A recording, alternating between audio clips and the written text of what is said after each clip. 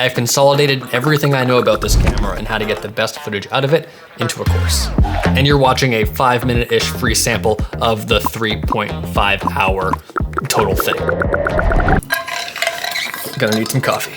The course will have a lot of overlap with things I've talked about on my YouTube channel, but because Canon's been consistently pushing firmware updates, my file size video is no longer relevant now that RAW is in the mix, and my slow motion advice is outdated because they updated the autofocus, and so on and so on. So this course gave me an opportunity to both update and consolidate everything.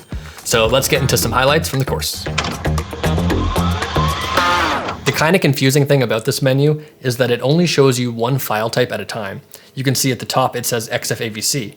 So if I was to record something in RAW and then go to my media tab, it would instantly take me to that one RAW clip. So someone could reasonably assume that there's only one clip on this card. But if you hit number 8, index, and then it shows me all of the different file types that I can view, and then switch down to XFAVC, you can see all of these other tests.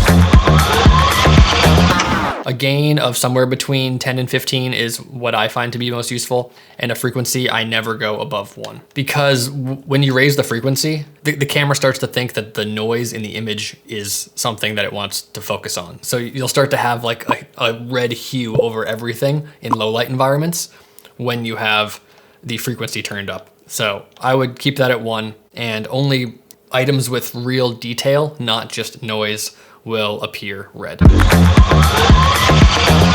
Fine increment I am not a fan of, because although it does let you get more granular than 1/3 of a stop, it doesn't actually represent that in numerical form on your screen. So we're at 3.2. I'm gonna click to the left one, and it got a little bit brighter, but it still says 3.2. I'm gonna click again, it's 2.8.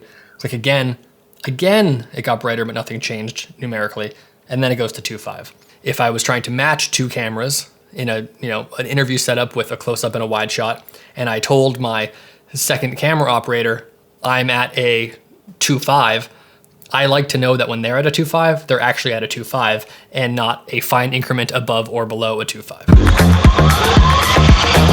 So shockless white balance is kind of an interesting one. I'm on a daylight preset, and I'm going to go to a tungsten preset, and it cross-dissolved from looking properly white to looking very blue. If we had shockless white balance turned off, it would be a hard jump from daylight to tungsten. I personally like the hard jump so that I can kind of A/B which white balance do I prefer. I'll often set a custom Kelvin white balance, and then I might like jump back and forth between that one and daylight to see which one I think looks better, which I can't really see as clearly if it was shockless and faded. But if you are doing documentary style stuff where you don't want to risk ruining a shot, it can be less apparent that you changed your white balance if you dialed it in while recording and it just changed gradually. You are, under warranty, allowed to get your screen fixed for free in the first year. And then if they mess up your screen, like they messed mine up with the angle, you have 6 months from the date of that initial repair to get free repairs on your repair. So I also got my second and third for free as well. And without dropping it, the screen just started to slowly sag again. Not quite as bad as after I dropped it from the tripod, but almost as bad.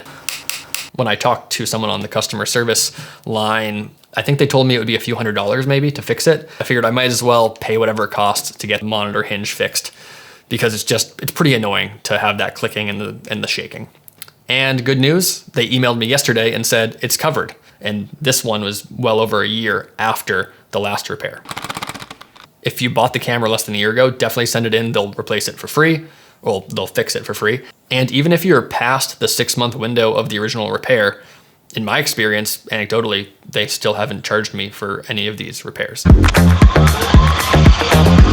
You've added so much value to me as a C70 user. You've poured a lot of like heart and sweat and tears into what you're doing. If you offered a $50, $100, $150, whatever it is, course, like I would buy it.